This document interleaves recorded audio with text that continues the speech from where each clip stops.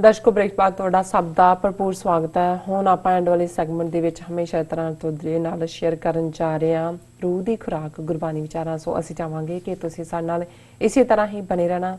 ਦੇਖਣ ਸੁਣਨ ਲਈ ਤੁਹਾਡਾ ਸਭ ਦਾ ਬਹੁਤ ਬਹੁਤ ਸ਼ੁਕਰੀਆ ਜੀ। ਡਾਕਟਰ ਸਾਹਿਬ ਕੀ ਕਹਿਣਾ ਚਾਹੋਗੇ?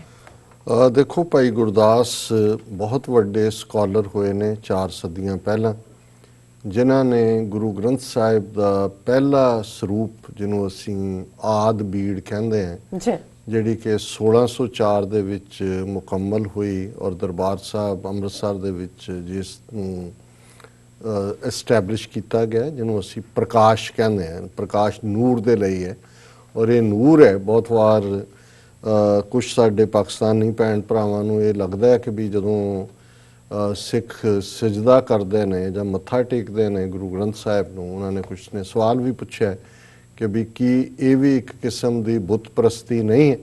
ਤੇ ਅਸੀਂ ਇਹੀ ਕਹਿਣਾ ਚਾਹੁੰਦੇ ਹਾਂ ਕਿ ਵੀ ਇਹ ਕੋਈ ਬੁੱਤ ਨਹੀਂ ਹੈ। ਨਾ ਹੀ ਉਹ ਮੱਥਾ ਰੁਮਾਲੇ ਨੂੰ ਹੁੰਦਾ ਹੈ, ਨਾ ਹੀ ਕਾਗਜ਼ ਨੂੰ ਹੁੰਦਾ ਹੈ, ਨਾ ਹੀ ਸਿਆਹੀ ਨੂੰ ਹੁੰਦਾ, ਕਿਉਂਕਿ ਇਹ ਰੱਬ ਦਾ ਕਲਾਮ ਹੈ, ਤੁਰਕੀ ਬਾਣੀ ਹੈ। ਇਹ ਠੀਕ ਹੈ ਕਿ ਜਿਸ ਅੰਦਾਜ਼ ਦੇ ਵਿੱਚ ਅਸੀਂ ਰੱਬ ਦੇ ਨਾਲ ਜੁੜਦੇ ਹਾਂ ਔਰ ਇਸ ਕਲਾਮ ਦੇ ਵਿੱਚ ਕੋਈ ਕਹਾਣੀਆਂ ਨਹੀਂ ਲਿਖੀਆਂ ਹੋਈਆਂ, ਕੋਈ ਹਿੰਦੂ ਜਿਹੜਾ ਮਿਥਿਹਾਸ ਨਹੀਂ ਹੈ। ਇਹਦੇ 'ਚ ਸਿਰਫ ਤੇ ਸਿਰਫ ਈਵਨ ਗੁਰੂ ਸਾਹਿਬਾਨ ਦੀਆਂ ਆਪਣੀਆਂ ਲਾਈਫ ਸਟੋਰੀਜ਼ ਨਹੀਂ ਨੇ। ਇਹ ਸਿਰਫ ਤੇ ਸਿਰਫ ਰੱਬ ਦੀ ਗੱਲ ਹੈ, ਰੱਬ ਦੀ ਸਿਫਤ ਸਲਾਹ ਹੈ। ਔਰ ਜਿਹਦੇ 'ਚ 6 ਗੁਰੂ ਸਾਹਿਬਾਨ ਦੇ ਕਲਾਮ ਤੋਂ ਇਲਾਵਾ ਜਿਹੜਾ 15 ਤੋਂ ਜ਼ਿਆਦਾ ਭਗਤਾਂ ਪੱਟਾਂ ਉਹਨਾਂ ਦੀ, ਜਿਨ੍ਹਾਂ ਦੇ ਵਿੱਚ ਬਾਬਾ ਫਰੀਦ ਗੰਜ ਸ਼ੱਕਰ ਵੀ ਨੇ, ਬਾਬਾ ਕਬੀਰ ਵੀ ਨੇ, ਭੀਖਨ ਸ਼ਾਹ ਵੀ ਨੇ, ਜਿਨ੍ਹਾਂ ਦਾ ਜਿਹੜਾ ਸਦਨਾ ਸੇਨ ਵੀ ਨੇ, ਜਿਹੜੇ ਇਸਲਾਮ ਨਾਲ ਜਿਨ੍ਹਾਂ ਦਾ ਤਾਲੁਕ ਹੈ। ਇਸੇ ਤਰ੍ਹਾਂ ਜਿਹੜੇ ਭਗਤ ਰਵਿਦਾਸ ਜੀ, ਜਿਨ੍ਹਾਂ ਦਾ ਸੰਬੰਧ ਚਮਾਰ ਜਿਹੜੇ ਚਮੜੇ ਦਾ ਕੰਮ ਕਰਨ ਵਾਲੇ ਉਹਨਾਂ ਨਾਲ ਹੈ। ਸੋ ਕੁੱਲ ਮਿਲਾ ਕੇ ਉਹ ਗੁਰੂ ਗ੍ਰੰਥ ਸਾਹਿਬ ਨੂੰ ਇੱਕ ਰੱਬੀ ਕਲਾਮ ਦੇ ਤੌਰ ਤੇ, ਔਰ ਜਿਹੜੀ ਪ੍ਰੇਅਰ ਵੀ ਹੁੰਦੀ ਹੈ ਜਦੋਂ ਅਸੀਂ ਉਸ ਸਜਦਾ ਮੱਥਾ ਟੇਕਣ ਤੋਂ ਪਹਿਲਾਂ ਕਰਦੇ, ਉਹ ਰੱਬ ਨੂੰ ਐਡਰੈਸ ਹੁੰਦੀ ਹੈ। ਇੱਕ ਓੰਕਾਰ ਵਾਹਿਗੁਰੂ ਜੀ ਕੀ ਫਤਿਹ, ਸ਼੍ਰੀ ਭਗਉਤੀ ਜੀ ਸਹਾਇ। ਸੋ ਇਹ ਲਫ਼ਜ਼ ਨੇ ਕਿ ਇਹ ਰੱਬ ਨੂੰ ਹੀ ਐਡਰੈਸਡ ਹੈ, ਇਸ ਲਈ ਇਹ ਬੁੱਤ ਪ੍ਰਸਤੀ ਨਹੀਂ ਹੈ। ਔਰ ਭਾਈ ਗੁਰਦਾਸ ਉਹ ਨੇ ਜਿਨ੍ਹਾਂ ਨੇ ਪਹਿਲੀ ਜਿਹੜਾ ਜਦੋਂ ਮੁਕੰਮਲ ਹੋਇਆ 1604 'ਚ ਜਿਹੜੀ ਸਕ੍ਰਿਪਚਰ ਉਸ ਨੂੰ ਲਿਖਿਆ।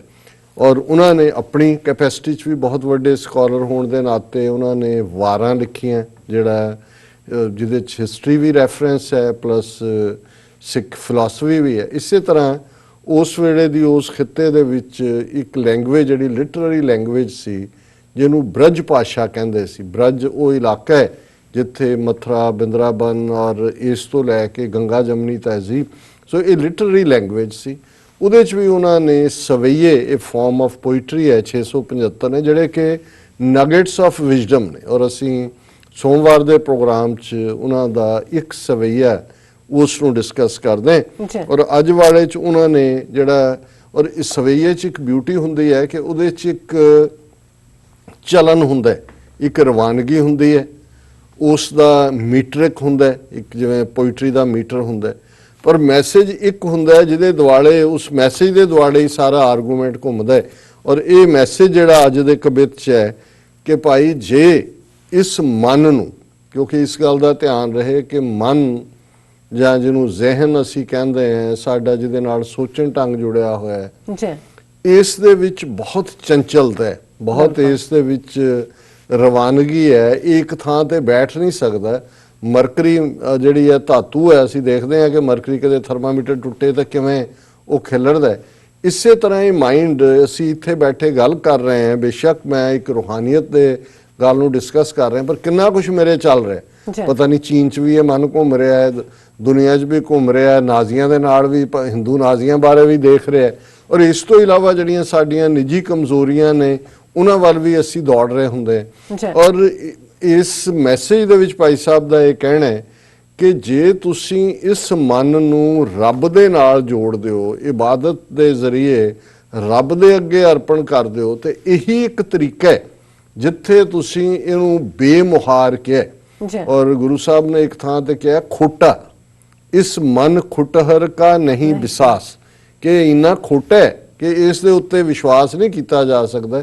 ਫਿਰ ਅਸੀਂ ਗੁਰਬਾਣੀ 'ਚ ਗੁਰੂ ਗ੍ਰੰਥ ਸਾਹਿਬ ਦਾ ਪੜ੍ਹਦੇ ਹਾਂ कबहू जियड़ा ऊब चढ़त है, कबहू जाए प्याले, लोभी जियरा थिर न रहत है, चारे कुंटा पाले।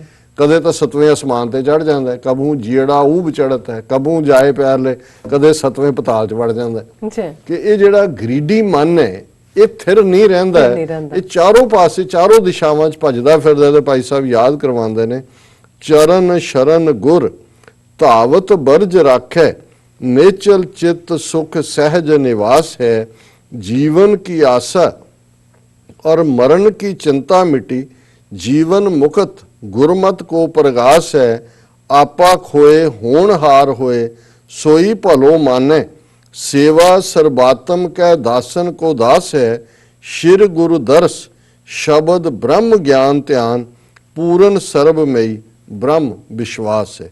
कि चरण शरण गुर, हुण ज़ाहिर है कि रब दी शरण च चले जाना, रिफ्यूज च चले जाना, हिफाजत च चले जाना, अपना आप रब दे अगे रख देना। धावत बरज रखे, जदों एक बारी तुसी रब दी शैल्टर च चले गए, धावत है दौड़ना, इसलिए एथलीट नूं उत्थों दी ज़बान धावक कहंदे ने कि भी मन भी एक धावक है, दौड़ रहा चार चफेरे।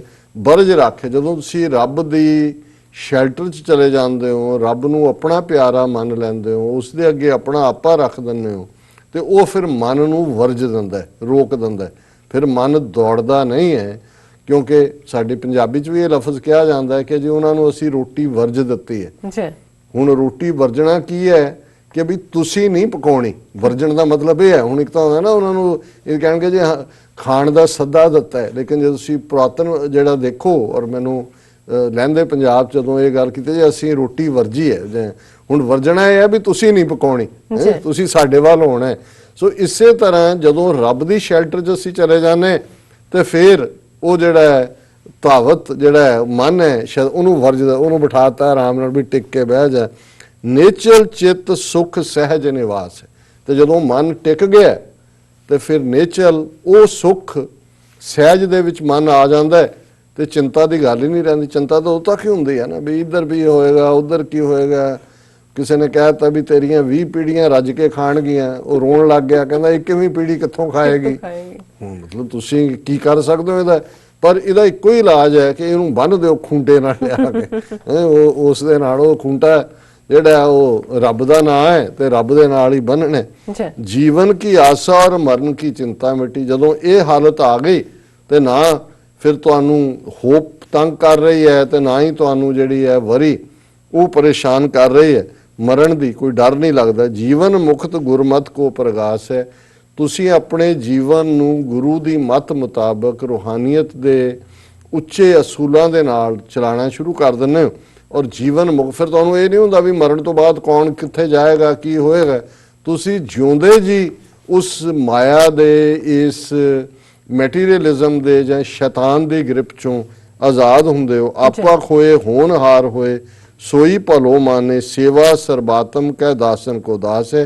जिहड़ा रब दी शैल्टर च आया होया है उन्हें अपनी ईगो गवा दित्ती है, अपना आपा अपना अहम जां अपनी अना उसकी खत्म हो जाती है, और जो ही ये खत्म होंदी है फिर उन्होंने समझ आ जाता है जो रब कर रहा वो भला है। सोई भलो माने, सेवा सर्बात्म क्या, और उहदे हुंदा है कि भी ये खलकत रब दी बनाई हुई है, और मैं जिस मैनूं जिंदगी मिली है तो मैं भी कोई खिदमत करा। सो वो फिर इंसानियत की खिदमत दे विच सेवा सर्बात्म कै दासन को दा, उहदे च कोई हंकार नहीं हुंदा। वो कहंदा भी असीं सारे रब दे बंदे हैं, तो मैं तो उन्हां रब दे बंदियां दे भी अगों गुलाम है, गुलामां दा गुलाम दासन को दास है। श्री गुरदर्श शब्द ब्रह्म ज्ञान ध्यान, और जदों ये हालत हुंदी है तो फिर रब दा दीदार यही हुंदा है कि तुहाडा ज्ञान तुहाडा ध्यान उस वाहिगुरू दे विच ही रहिंदा है। यही वाहिगुरू दा दर्शन है। कोई मैटीरियल रूप च तुसीं कहो जी रब कोई बंदा बन के आ जाए जां तो ये नहीं, सिੱਖੀ जे प्रवान नहीं है। वो तुहाडा ही एहसास कि तुहाडा रब हमेशा तुहाडे नाल है। पूरन सर्बमयी ब्रह्म विश्वास है। फिर तुहानूं इस गल दे उत्ते जिथे रब ते यकीन हुंदा है, फिर तुहानूं हुंदा पूरन सर्बमयी कि वो रब जर्रे जर्रे च वसदा है, वो रब हर एक दे विच वसदा है। उस रब दी जदों तुसीं झलक ਹਰ ਕਾਇਨਾਤ ਦੇ ਹਰ ਜ਼ਰਰੇ 'ਚ ਦੇਖਦੇ ਹੋ, ਜੀ ਫਿਰ ਤੁਸੀਂ ਕਹਿੰਦੇ ਹੋ ਕਿ ਭਲਾ ਬੁਰਾ ਕੋ ਕਿਸ ਨੂੰ ਕਹੀਏ ਸਗਲੇ ਜੀ ਤੁਮਾਰੇ, ਜੀ ਕਿ ਸਾਰੀ ਤੇਰੀ ਕਾਇਨਾਤ ਹੈ, ਬਿਲਕੁਲ ਕਿਹਨੂੰ ਮੈਂ ਬੁਰਾ ਕਵਾਂ ਕਿਹਨੂੰ ਭਲਾ ਕਵਾਂ, ਸਾਰੇ ਹੀ ਮੇਰੇ ਆਪਣੇ ਨੇ, ਸਾਰੇ ਹੀ ਮੈਨੂੰ ਪਿਆਰੇ ਨੇ। ਇਹ ਅੱਜ ਦਾ ਵਿਚਾਰ। ਜੀ ਡਾਕਟਰ ਸਾਹਿਬ ਤੁਹਾਡਾ ਬਹੁਤ ਬਹੁਤ ਸ਼ੁਕਰੀਆ, ਤੁਸੀਂ ਅੱਜ ਦੇ ਅਹਿਮ ਇਸ਼ੂ ਤੇ ਅੱਜ ਦਾ ਵਿਚਾਰ ਸਾਡੇ ਦਰਸ਼ਕਾਂ ਨਾਲ ਸਾਂਝਾ ਕੀਤਾ। ਅਸੀਂ ਆਪਣੇ ਵਿਊਅਰਸ ਕੋਲ ਲੈਣੇ ਇਜਾਜ਼ਤ। ਵਿਊਅਰਸ, ਸਾਡੇ ਪ੍ਰੋਗਰਾਮ ਦਾ ਸਮਾਂ ਇੱਥੇ ਸਮਾਪਤ ਹੁੰਦਾ। ਤੁਸੀਂ ਆਪਣੀ ਰਾਏ ਤੇ ਸੁਝਾਅ ਸਾਨੂੰ ਭੇਜਣਾ ਨਾ ਭੁੱਲਣਾ। ਸਾਡੇ ਇਸ ਪਤੇ ਤੇ sos@tv4.tv ਤੇ ਅਸੀਂ ਆਪਣਾ ਪ੍ਰੋਗਰਾਮ ਲੈ ਕੇ ਫਿਰ ਦੁਬਾਰਾ ਤੁਹਾਡੇ ਰੂਬਰੂ ਹੋਵਾਂਗੇ। ਤਦ ਤੱਕ ਲਈ ਮੈਨੂੰ ਤੇ ਆਪਣੇ ਡਾਕਟਰ ਸਾਹਿਬ ਨੂੰ ਆਗਿਆ ਦਿਓ। ਦੇਖਦੇ ਰਹੋ TV84। ਬੁਲਾ ਦਿਓ ਫਤਿਹ। ਵਾਹਿਗੁਰੂ ਜੀ ਕਾ ਖਾਲਸਾ, ਵਾਹਿਗੁਰੂ ਜੀ ਕੀ ਫਤਿਹ। ਰੱਬ ਰਾਖਾ।